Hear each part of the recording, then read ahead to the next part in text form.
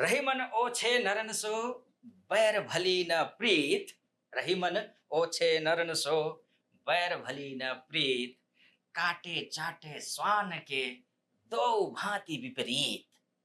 हर हर महादेव। प्रिय दर्शकों, कुंभ राशि वालों, रहीमदास जी का यह दोहा केवल लोगों के बारे में नहीं है, यह जीवन के एक बड़े सत्य के बारे में भी है। हर व्यक्ति, हर अवसर, हर संबंध, हर सलाह आपके लिए उपयोगी नहीं होती। कुछ लोग आपके जीवन में आते हैं और आपकी ऊर्जा बढ़ा देते हैं, और कुछ लोग आते हैं और आपकी दिशा ही बदल देते हैं, और कुछ लोग आपको आपके लक्ष्य से भटका देते हैं। कुंभ राशि वालों, जुलाई 2026 में ग्रह आपको एक महत्वपूर्ण शिक्षा देने वाले हैं, सही व्यक्ति की पहचान।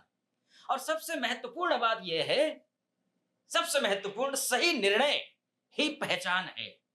आज हम बात करेंगे उस कुंभ राशि की जो भविष्य के बारे में सोचती है, जब दुनिया वर्तमान में उलझी रहती है, जो नए विचारों को अपनाती है और कई बार अपने समय से आगे चलती है।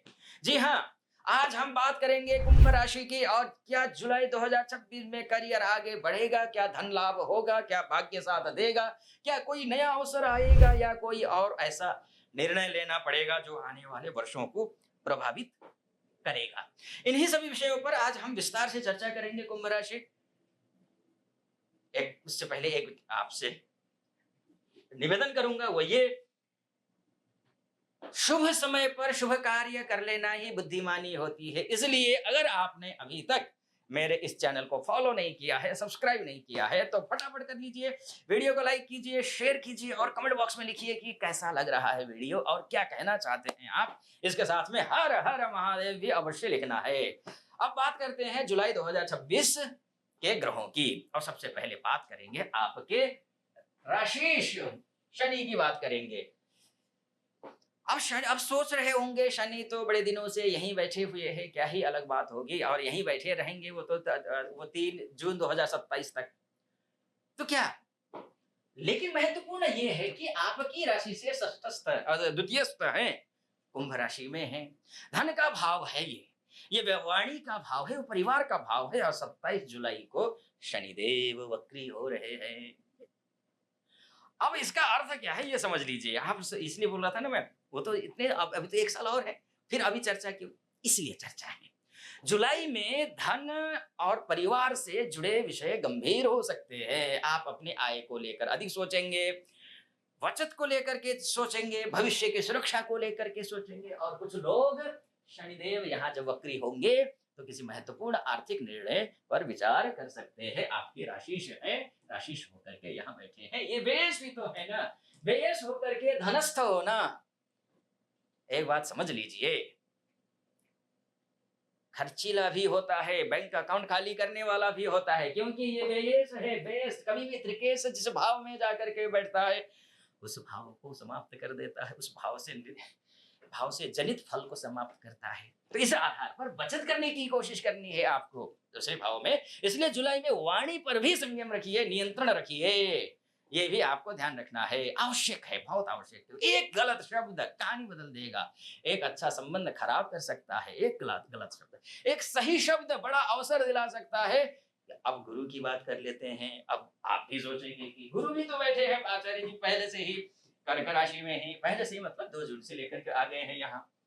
लेकिन क्या महत्वपूर्ण है, वो महत्वपूर्ण बात ये है कि आपकी राशि से तो देखिए गुरुदेव, अभी मैंने किसकी बात की, शनि की बात की, कहाँ बैठे हैं, मीन राशि में। मीन राशि का स्वामी कौन है, गुरुदेव है। महत्वपूर्ण है कि नहीं, शनि के गुरुदेव पर शनि की दृष्टि है, नहीं शनि पर गुरुदेव की दृष्टि है, षष्ठ भाव है, और गुरु आपके लिए द्वितीय और एकादश भाव के स्वामी है, यानी धनेश है, लाभेश है। अब ये स्थिति क्या कहलाती है, ये स्थिति कहती है मेहनत का फल मिलेगा, कंपटीशन में सफलता मिल सकती है, पुराने विवाद सुलझ सकते हैं इस महीने। जो लोग नौकरी की तलाश में हैं उन्हें अवसर मिल सकता है, लेकिन यहाँ एक शर्त है, षष्ठस्थ गुरु है, इसलिए सफलता बिना मेहनत, बिना संघर्ष, बिना कंपटीशन के नहीं मिलने वाला है। बात सूर्य की कर लेते हैं। सूर्य देव क्या कहते हैं, सूर्य आपके सप्तमेश है, ठीक है जी, सप्तमेश है। और कहाँ बैठे हैं, ये तृतीय पंचमस्थ होकर के बैठे हैं सूर्य पंचम भाव में। मिथुन राशि में 16 जुलाई तक वो यहीं रहेंगे। पंचम भाव क्या है? वो बुद्धि का भाव है, निर्णय का भाव है, विद्या का भाव है, प्रेम का भाव है, संतान का भाव है और क्रिएटिव वर्क का भाव है। और सूर्य आपके लिए सप्तमेश है। ठीक है जी। अब रिश्ते इसलिए महीने के पहले भाग में यानी कि 16 तारीख से पहले रिश्ते और निर्णय दोनों महत्वपूर्ण हो रहेंगे। कुछ लोगों को प्रेम संबंधों में स्पष्टता मिलेगी, कुछ लोगों को किसी महत्वपूर्ण योजना पर काम शुरू करेंगे, कुछ लोगों को संतान से जुड़ी कोई खुशखबरी मिल सकती है। और 16 जुलाई के बाद कहानी बदल जाएगी, सूर्य षष्ठस्थ हो जाएंगे।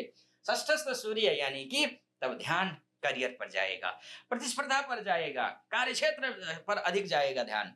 अब बुध की बात कर लेते हैं। बुध की बात, बुद्धि की बात करनी है अब हमें। बुद्धि यानी कि ये अष्टमेश है, ये बुद्धि विद्या के और आपके बिजनेस के ग्रह हैं। बुद्धि की बात होगी तो एक बुद्धिमानी की मैं भी बात करूंगा। वो बुद्धिमानी क्या है आपको करनी है? भारतवर्ष के सर्वश्रेष्ठ आचार्यों का एक मंच तैयार हुआ है और उस मंच का नाम है एस्ट्रो मुक्ति ऐप। डिस्क्रिप्शन में उसका लिंक है, क्लिक कीजिए, डाउनलोड कीजिए, फटाफट चैट और कॉल के माध्यम से जो भी प्रॉब्लम है उसको सॉल्यूशन पाइए। ठीक, फ्री के चक्कर में मत रहिए। फ्री वालों को मैंने दर दर भटकते हुए देखा है। आप में से कई ऐसे होंगे जो अनेकों ऐप में जाकर के फ्री में बात करके निपट कर बैठे हैं।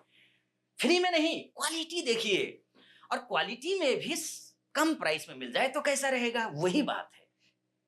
आपको 99 रुपीज का रिचार्ज करना है, 51 रुपए हम यानी कंपनी आपको दे रही है। इससे बड़ी बात और क्या हो सकती है ना?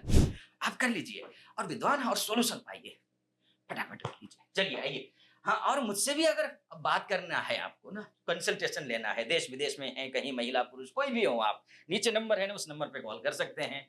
मैं फटाफट आपसे आपकी कुंडली का विश्लेषण कर लूंगा। एक दूसरी बात, ऐप पर भी मैं मिलूंगा, इसलिए ऐप जरूर डाउनलोड करना है। ठीक है जी। चलिए आइए आगे बढ़ते हैं, क्या कुछ होने वाला है। बुध की बात तो अपने ही घर में बुध महाराज बैठे हुए हैं, अपने ही घर में बैठे हैं, लेकिन वक्री हैं और अस्त भी हैं। 29 जून से वक्री हैं और 24 जुलाई को मार्गी होंगे।